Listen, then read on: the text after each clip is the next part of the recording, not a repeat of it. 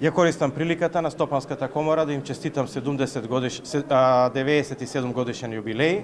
Ретки се институциите во Република Македонија кои што може да се пофалат со ваков јубилеј, 97 години од постоењето.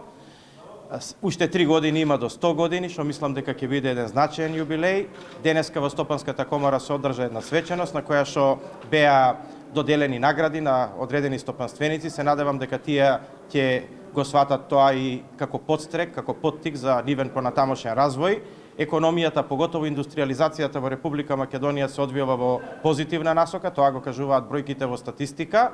Меѓутоа, она што е денеска уште поважно е тоа што сите стопански комори од Западен Балкан се здружени и имаме состанок со претседателот на форумот, значи со господинот Марко Чадеш, бидејќи е многу важно да земјите и компаниите во тие земји соработуваат регионално.